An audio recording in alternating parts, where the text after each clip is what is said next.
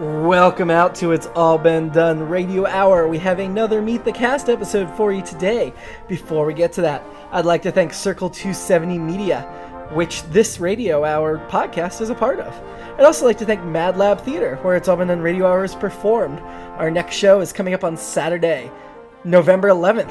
It's an RPG-themed event written by Nick Argenbright, so you won't want to miss that. You can also go ahead and get your season passes for 2018 at Mad Lab Theater. Not available online, only at the box office. Only $60 general admission, $50 students and seniors, and that will get you into all 12 2018 shows on the second Saturday of every month at Mad Lab.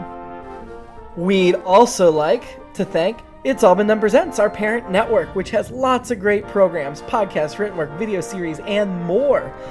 This week, I'd like to highlight Quarterly Book Club, QBC. Why quarterly? Because you're busy and books are long. This is our fourth quarter of the inaugural year, and we are reading Misery by Stephen King. So join us. You can join in the discussion at quarterlybookclub.com or post on social media, hashtag QBC. Also, hashtag IABD. Anytime you post about us so that we can find your posts. You can also check out the other 3 book club books if quarterly is too infrequent for you, and watch those end of the quarter video discussions on our YouTube channel. And lastly, if you'd like to support our network, and we really hope you do, you can go to patreon.com/IABD. We put out at least 5 episodes of this podcast every month, and for only $5 a month, that's only $1 an episode, you get some great bonus content. $10 a month, you get more bonus content. We will make the things available to you that non-paid subscribers don't get to see. So enjoy, and now listen to this Meet the Cast with Ryan Yohe. Welcome out to another episode of Meet the Cast. This week, we have Mr. Ryan Yohe joining us. Hi, y'all. Mr. Yohe was the first cast member to join after the original cast members, but we'll get to that. Before, let's go back in time and meet little Ryan Yohe. What was little Ryan Yohe like? Man, how little are we talking? Oh, not too little, just like 2 or 3 weeks old. What were your first couple weeks like? Strangely enough, I do have some very vivid memories of being really little. One of them was actually when I had a horrific accident and poured scalding hot water on myself because I was a smart child. Is that why your face is so f***ed up? I'm just kidding. Dang, it's actually below the belts, so all this up here is all natural. Oh no, really? Oh yeah, I climbed in a bathroom sink and turned the hot water faucet on when I was not being watched incredibly carefully by my 5-6-year-old brother. So I mean, and you still bear marks from it? I do. I have skin grafts on my legs. Viewers, listeners at home, you can't see, but Jim gets to see. Oh, I have skin grafts, and I've got patches of skin. Oh man. Skin grafts from my thighs. Yeah. It's all. That's rough. All been done. I survived the ICU burn unit for I think 3 or 4 months of my life. Oh man. See, yeah, that was little me, and I actually remember hearing my mom scream and kind of seeing the bathroom as like a big like flash, almost like a flashlight or a flash bulb of image. So yeah, that's my first memory that I have. Well, there goes that innocent question. This got dark quick. Other than that, I was a little talker. Were you? I was. That's odd because you don't seem like a big talker now. Yeah, at some time I kind of went from talking all the time to more listening all the time. Called growing up. I guess, or just probably being told to shut up so much, and finally I was like, you know what, fine, I will, and then saying, oh, hey, I actually get to pay more attention to everything around me the more that I listen. Or did you pretty much say everything you had to say early on? Oh, no, probably. What was your first performance? First performing? God, man, let's say probably back around vacation Bible school days. Ooh. That's right. I went to vacation Bible school. Didn't we all? What denomination? Mostly Presbyterian, but before that, a little Methodist and a little bit Baptist before that. So you were a Christian mutt? Yes, Christian Mutt, very much. But there were a few little skits and programs and songs and things we used to do in Vacation Bible School. And that's about the first time I really remember acting, was taking a couple roles. One of them, I actually did a Fresh Prince of Bel-Air knockoff rap talking about being Jesus. That will hopefully never ever surface. Is there a copy somewhere we can get a hold of? Dear God, I hope not. I would love to include one in this episode. I don't think there is, actually. Also, Mortified Me was supposed to say, "This stinks," and I said, "This sucks." And I was like... You can't say sucks I as a was kid. mortified because I said it in front of a church full of people. Well, full-ish. And it was just like, yep, I ruined it. I said sucks. I said the thing my mom tells me not to say. That's great. Is that why you were in several different religions? Because they kept kicking you out for saying sucks? Probably. But that's I definitely remember getting a passion for just kind of being up on stage holding a microphone, and hey, now I'm not holding it, but I'm standing behind a microphone. So then, did you do like plays and stuff in school? I did. So our drama club generally had very small productions. We never did musicals, mainly because they said we didn't have enough talent, which I don't think was the case. I think it was really we didn't have the budget to do musicals. So we did a lot of one-act plays that were really easy, not too many props, only a kind of little things. Are there any particular roles you remember from your school days that really stood out to you, or that were your favorite roles to play?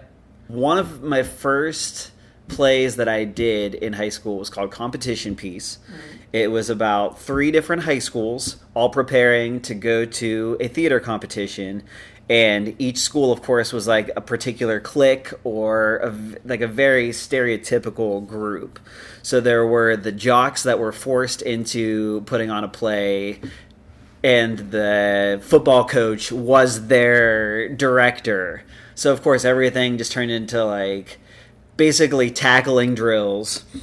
There was the school that was the artsy-fartsy group. That was mine. We did King Lear in the style of the Grand Kabuki. So we did all Japanese, and of course everyone in my group was feeling the rhythm and inspired by the breeze. And my first real big lines were all in Japanese, which I'm sure I butchered drastically now that I know a little bit of it in real life. And then the third group was like the preppy, just kind of rich kids doing a very outdated, trashy romance novel called Kiss Me Quick, My Lips Are on Fire. What else did you do in high school besides performing?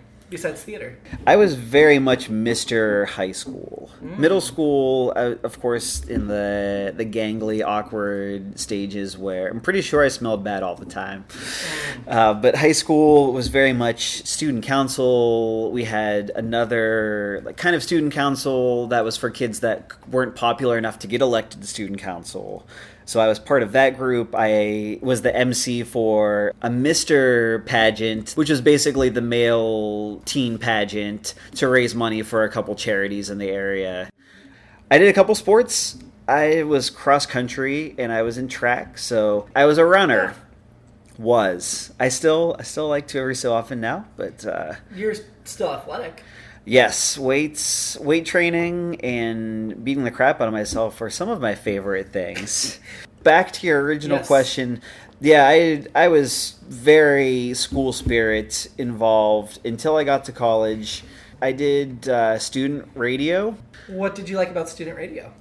Student radio was a lot of fun because they were the scrappy ragtag band of just kind of misfits all thrown together that could play, I don't want to say whatever the hell we wanted to play on the airwaves, of course, FCC regulations, sure. And a few things, and because we got funding from certain areas, we had to play specific artists that were like upcoming for general rotation purposes. But a lot of times it was just being able to have your voice heard to maybe 5 people in the dorms. Sure. But for it to also be online so I could pretend that hundreds of people were listening to me. And I had some really, really fun times there. I got to be the training director for a while.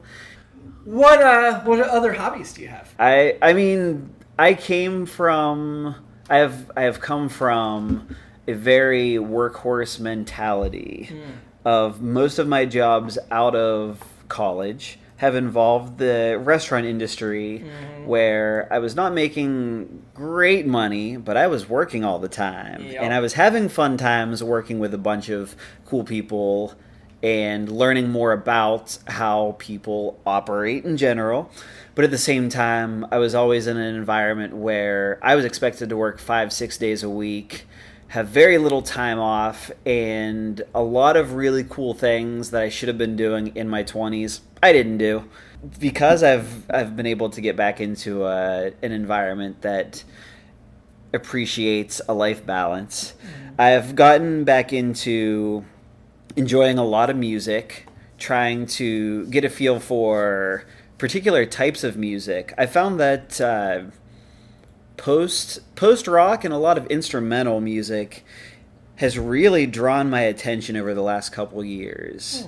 International music is another area that I've gotten a lot of, I don't want to say a lot of shit for it, but it's been more misunderstood than not. What countries do you favor? So I have fallen in love with Japan. That probably stems back from being really little and being exposed to Japanese animation at a young age and thinking it was the coolest thing ever. And a lot of their music plays off of very dramatic scenes. There's a lot of imagery that certain particular songs or styles of music will go really well with animation, or will go really well with the score of a film or a TV show opening. So that brings us to, how did you get involved in It's All Been Done Radio Hour? That's a really good story. I had heard from two people that there was this really cool radio show program that they wanted me to go see. Chase was one of them. I assumed, but I was curious who the other one was. And I believe you were the other one. Oh, because we had probably talked at that point, yeah. And briefly, we didn't know each other well. No. At all. No, because it was... Well, we'd met through work and Yep, friends. that's how it had happened. And it wasn't even a, hey, there's this program that's getting off the ground, you should audition for it. It was, hey, you should come watch us perform. It sounds kind of weird, but it should be really interesting to see performed. And so I said, okay, yeah, I haven't seen anything theatrical or anything really live entertainment-wise in quite a bit besides just some music, like a band. And I came to Pack Rat Comics. You did. And For show 2? That was show 1. You came to show 1. I came to the first ever, inaugural Universe Journey, show. Scary Dad, Porn Star Detectives. Because that was the photos that were taken during that. I am in the audience. I know. I see the bright green tank top in the front row. I just remember your face the whole time. You were leaning forward, so engaged with this look of like rapture on your face. I was like, oh God, somebody actually enjoys our show. Oh, because all of the jokes on the first was that Universe Journey, the first Gary one? Marshall? Yep. Yeah. Oh God, all of those jokes. I'm sure other people were enjoying and catching a lot of them, but I just was in awe of how funny and how and I'm sure other people perceived as like smart funny with all of these random references. I'm like, I know that. I know that. I know that. And the only thing that kept going through my head as I was watching was, man, I want to do this. I want to be in this cast. And I went up to the creator himself right after. Oh, I remember this. I remember exactly what he said. Right after the performance, and I don't even think I said great job. I think the first thing I said was, I want to audition. I want to be a part of this. Yeah. And you had even said, well, we already have a couple auditions for one of the open roles, but we'll see. Just throw yours in. Like maybe we might be able to find something down the road for you. And non-committal, but encouraging. Yes. Hopefully. And I'd see there was apparently a throwaway villain character. Yes, absolutely. And show 3. Show 3, yep. Grezit the Green. So you didn't audition for show 2, did you? It might, yeah. I think it was that I missed audition. Well, you had like 12 hours when you saw the show. So, but it was the Daniel Kravitz Chosen One sketch where there was a villain du jour by the name of Grezit the Green. That I'm even pretty sure during the audition process I called him Grezit. I believe so. We can toss a bit in here right now, and we can hear. You think Grezit the Green is a fool? Sending Grezit the Green on a wild goose chase? I've come to drink your blood and bathe in your urine, then enslave this town to be my new kingdom on earth. Your pets will be my sex slaves, and your women my maids. Your children will do the manual labor, and I will kill all the men. Yes, you just heard me. I think the characters evolved a little bit. Yes, that was what I... You and Virgil were our first guest stars. I think you both guest starred in month 3. And his character died, and so did yours. Mine did. Or so we thought. Or so we thought. Well, no. When you performed that role, it was still a 1-episode role. Mm-hmm. As you performed it, there was no plans to bring that character back. And I think it was during the read-through, I was like, oh God, thank goodness there's that throwaway joke in there about beheading doesn't necessarily kill anything. Because that sketch I was still figuring out. Like, how's this going to work? Mm-hmm. And I liked building it around Nathan. I liked what Shane and Wendy were doing, but I felt it needed something more. And then you came in, and I was immediately like, oh my God, that character gives us the right energy. We need him in there. But I killed him. And then, thankfully, it was a throwaway joke that was not intended to be a loophole. We had that in there that I could go, oh no, he's fine. He's just a head on a shelf. You mean Grezit, the very easily confused but very destructive monster du jour? Yes, but the way you played him, I was like, I love the chemistry you and Nathan had immediately.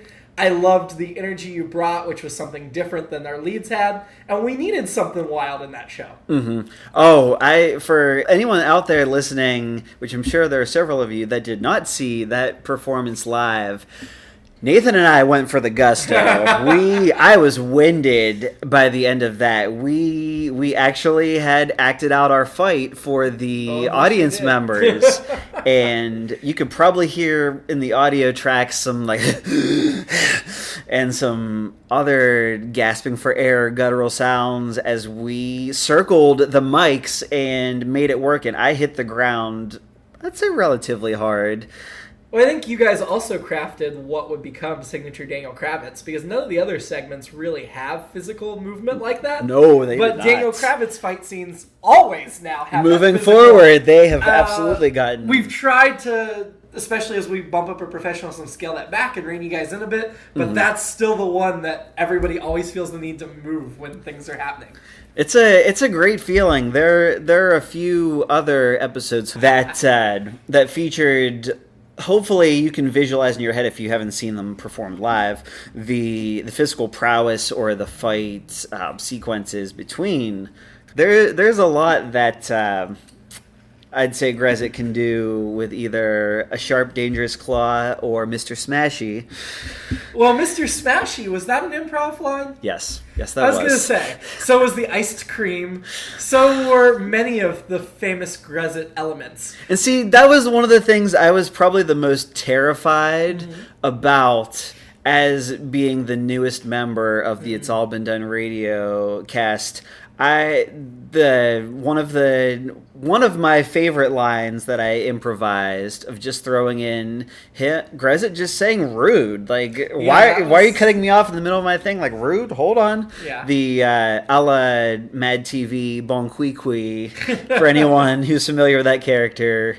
It was more like just like a don't interrupt me, rude type moment, and it received such great acclaim, I guess I would say. Oh, yeah. That there were a few other areas or lines that I didn't want to step on anyone's toes by throwing in various lines, or just, I would say more so, wasn't even changing a lot of the words, it was more so enhancing or just trying to ad-lib some extra punches to make the words I was reading have a little bit extra background, because Grezit is this character you don't really know too much about, so why, and he seems the type that's very vocal and he wants to tell you everything he's thinking. Yes. So with just these extra little lines, and one of them was just talking about his weapon of choice is a mace that he lovingly refers to as Mr. Smashy, who disappeared. And Well, I think Nathan had named his axe, and you felt like you had to name yours in return. Yep. Like, you had to respond to that. Or sword. Nathan named a sword. Sword. Yes. Yeah, Pee-wee the Pee-wee. Sword And and then- Mr. Smashy. Because I remember it was more of a lament of what I brought it up because he had been, since Grezit had been taken captive, Beheaded. he And didn't, they- he didn't have access to Mr. Smashy. And just, it was Or such a arms sad... to hold him anyway. Exactly. Although, in the most recent episode, he was finally reunited with Mr. Smashy. If you listened to me, hopefully I was able to convey the tears in his voice of how happily excited he was to be reacquainted with Mr. Smashy, and I guess his beloved Blumpkin. Yeah, I mean, that was something we knew we'd eventually do, is bring in your mate. And we established early on you had one. But what did you think about finally getting to meet him? How did you enjoy that or not enjoy that?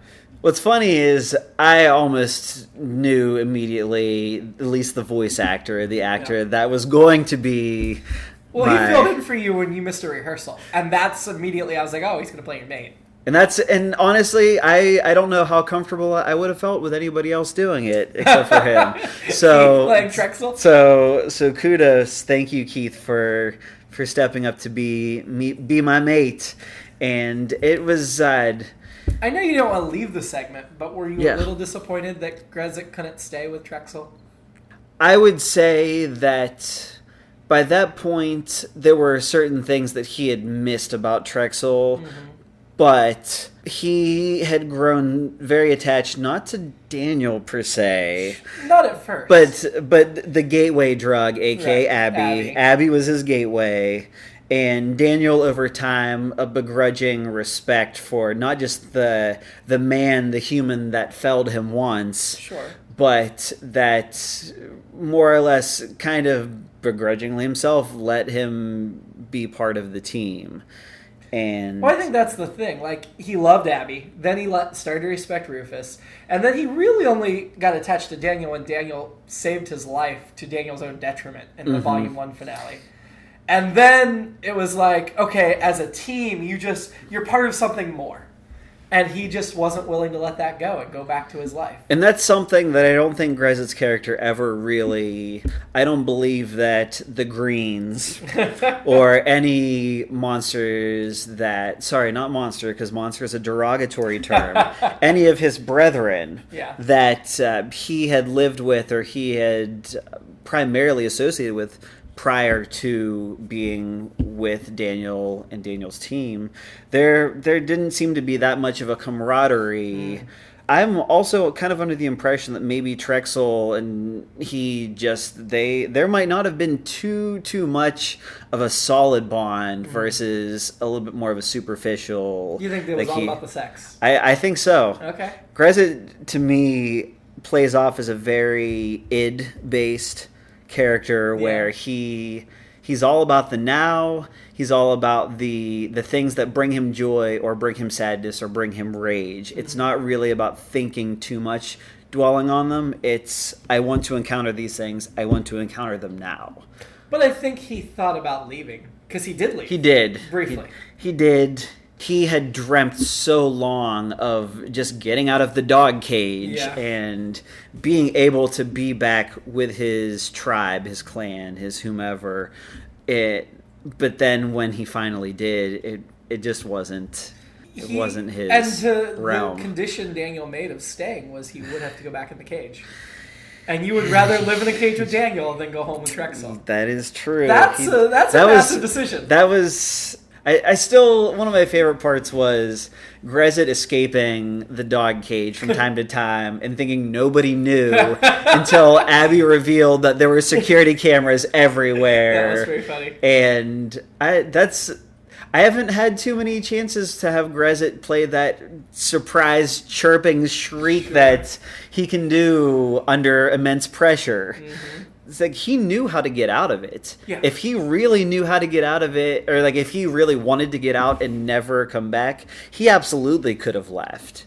Well, for a while they just put him on a shelf. They didn't start putting him in the cage till they realized he was running around. So, yes. What did you think when you learned at first he was just going to be a head on a shelf? Did you think that was going to be his limits? I absolutely thought this was going to turn into a one joke, like a one-time gag type thing that I would have to hopefully be able to roll with the punches and keep things fresh, because the dialogue was still, to my knowledge, was still going to be great, and it was. But a lot of the still of just presenting, I guess, the physical limitation and how that is portrayed on a podcast. Yeah. And trying to still keep it punchy and still keep it as fresh as the reason why I was promoted from a one-off to a regular. I think I told you right after your performance, I wasn't eager to add somebody to the troupe because we were so big, but I was like, I'm adding in Daniel Kravitz. You need to come here for the months we have Daniel Kravitz. And that's how we started. And then eventually you worked your way in the troupe as a whole. But it was immediately like, okay, you're joining Daniel Kravitz. And the thing is, like, I write to your performance, I mentioned you do a lot of improv, and I feel like every time you give me more to work with the Mr. Smash and the ice cream or whatever, I write that in, and then you add more to it. Like, no matter how much I write to you, you're going to add something else to it every single time. There's always another side to Grezit to explore. Grezit's threats. Those are some of my favorite lines of dialogue, because you set me up, you give me the framework for how to start it, and then you give me the creative liberty to just add on, like yes and, and that's how I treat it as. Every actor has that freedom with their roles, if they could add something to it, to go for it.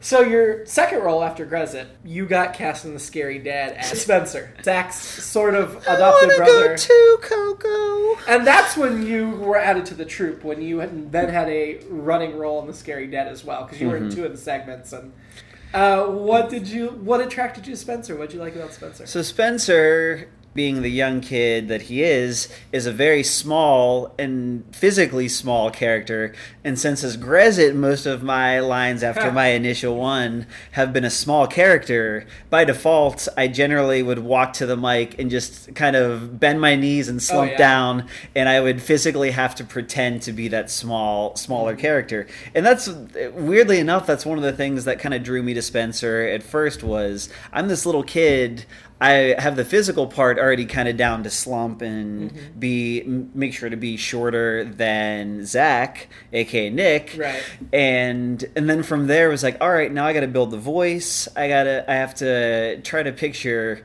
this small child that is lost his parents. He's had to join this ragtag band of survivors.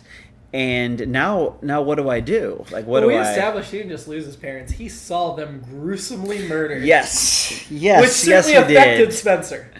And of course, just being a small child in a zombie apocalypse has to be horrifying. But add on top of that, he's witnessed most people in his life have failed him because they have died. And now he has an older brother-like figure. He has a mom-like figure who doesn't last very long. One episode. Yes. And then he runs into Coco, who absolutely becomes that new parental figure, even though Coco is very much not, at least initially, not having it. But then seeing Spencer, at least my Spencer, look up at Coco with, I always tried to visualize each of my lines had to be on the verge of heartbreak, where each time I tried to picture just a little kid looking up at you with those eyes about to cry and just looking up saying, please, why won't you let me be with you? You lost so much, and yet you still decided to take another chance on one more person. I felt like he was always desperate for that figure to latch on to. Yes, and it was great with Zach, especially because Zach was a different thing with him. Zach was a buddy. He wasn't a father. But still, just having that figure, that younger, closer to his age, I guess, figure that he could latch on and say, big brother, like, here, help me. Well, and then when he met Steven, he latched on to Steven pretty quickly. Steven. So Spencer was free with his emotions. Steven was the dad. Coco was the mom.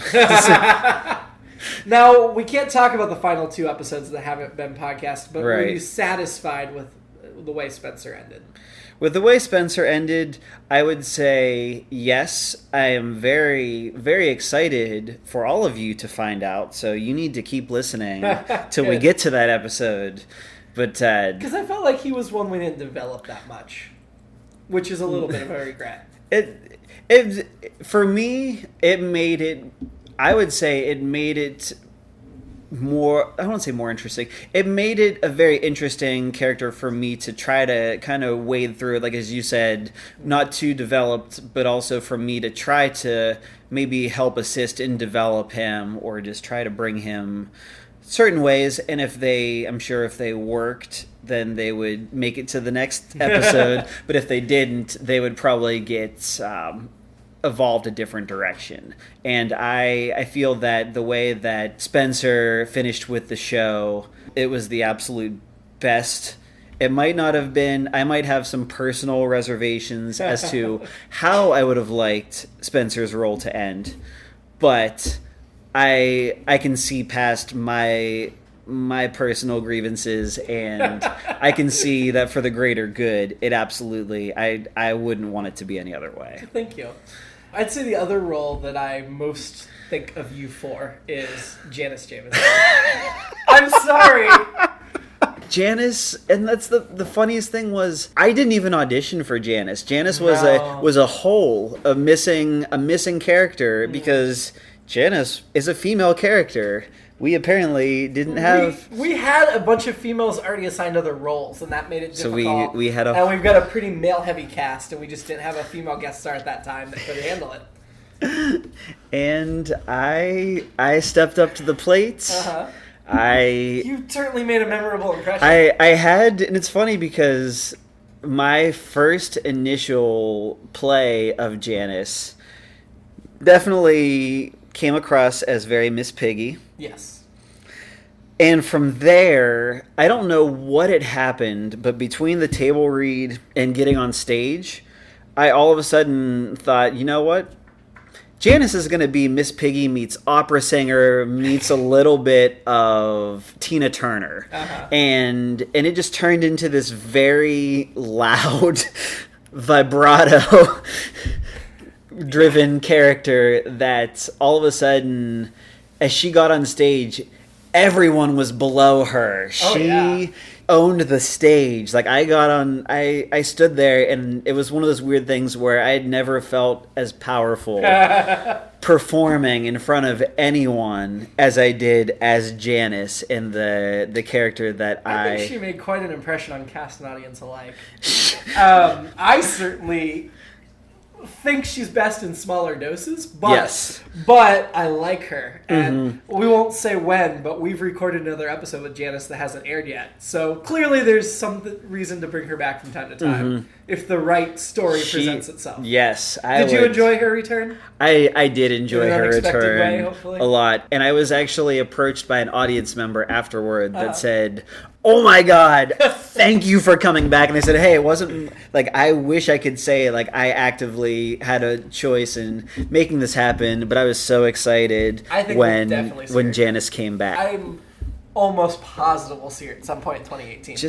Did I tell you from the beginning she was the villain of the piece? I can't remember. You did not, because we had a dirty story night in which some spoilers were revealed to the cast, and anyone that wasn't in the cast that participated or visited our live Dirty Story Night performance.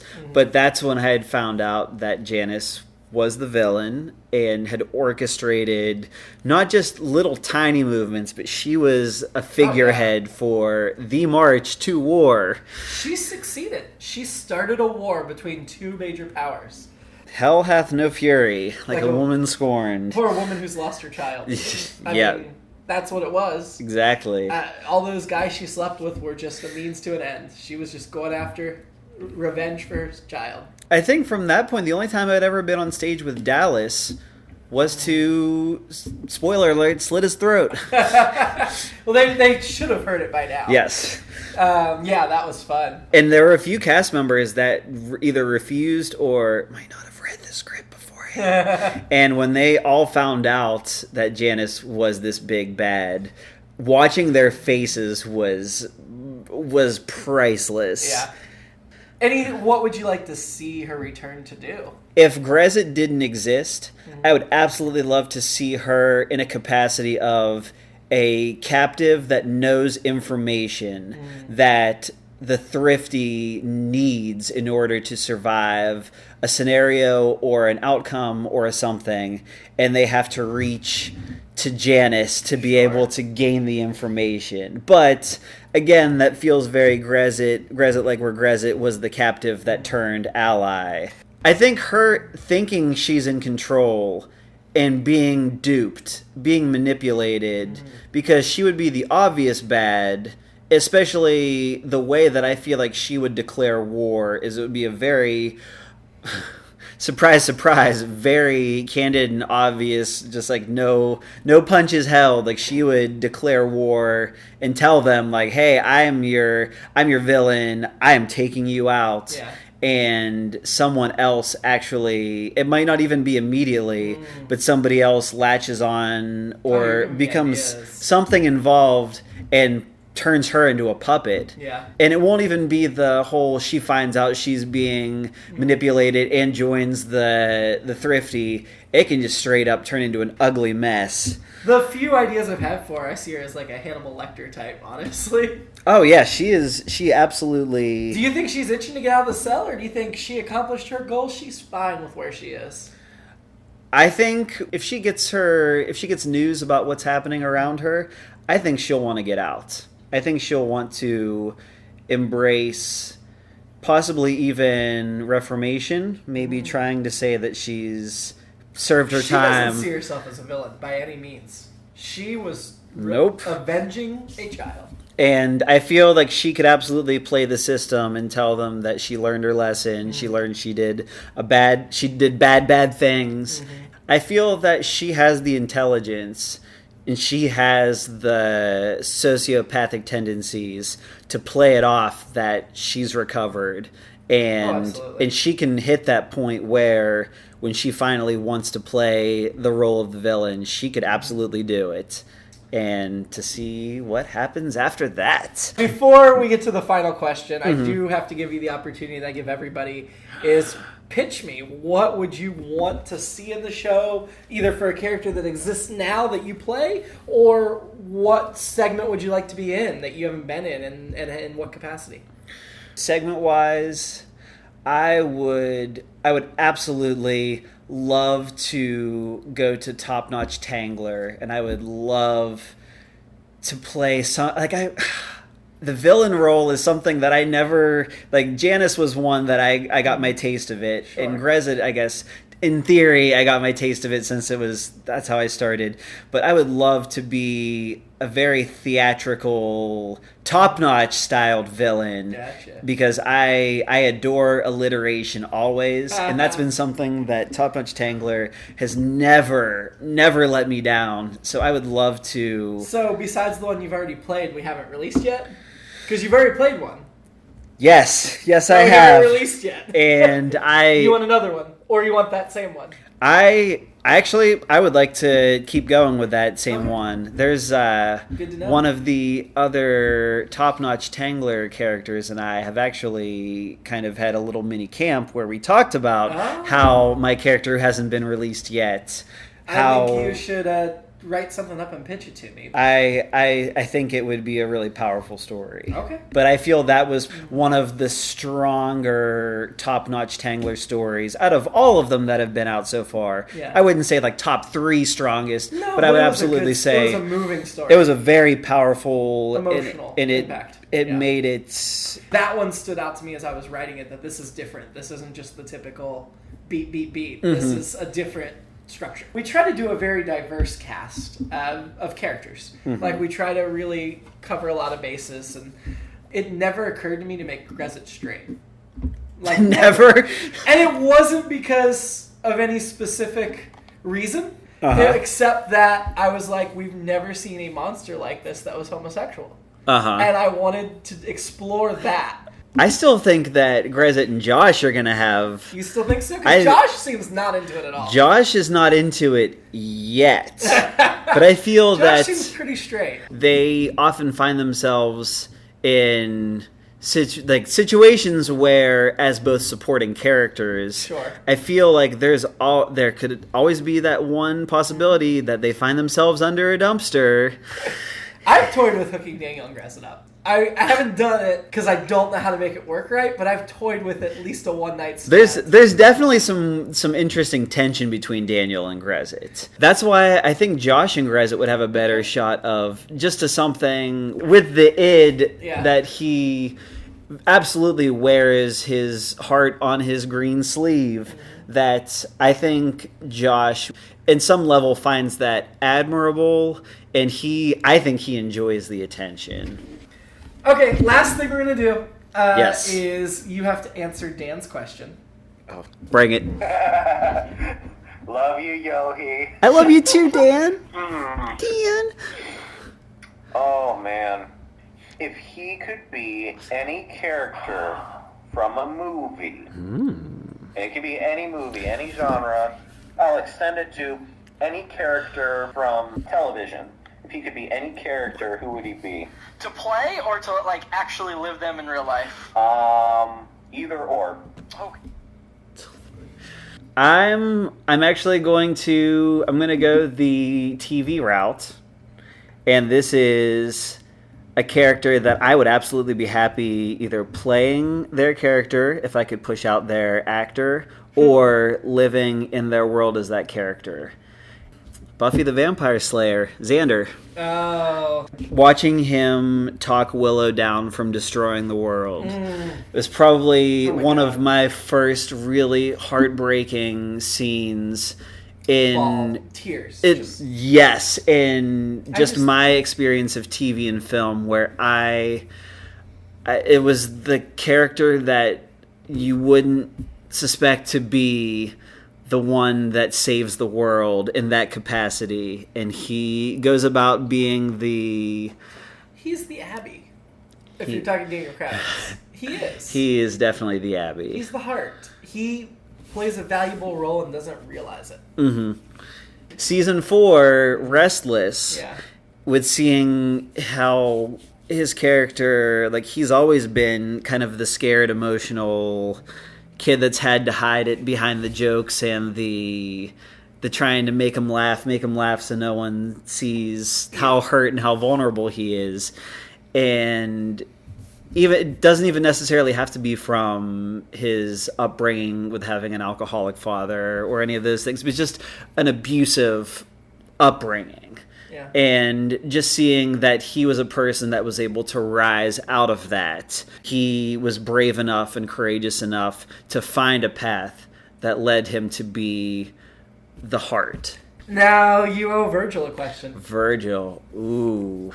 So, for everyone out there, Virgil is a very sweet, caring individual, and I feel that I become a better person being around him, even for the little snippets of time we get together.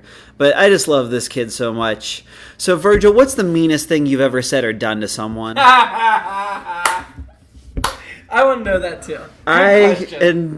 And don't hold back, man. I know you kind of follow a similar path to me of being the diplomat and having always something nice to say about someone. Okay. So I want to know, and the audience wants to know as well. Well, thank you very much, Mr. Yohe. Thanks, y'all. Bye. Bye.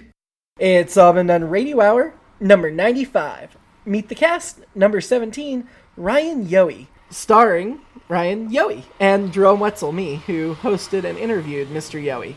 Big thank you to David Huff for editing this week's podcast for us.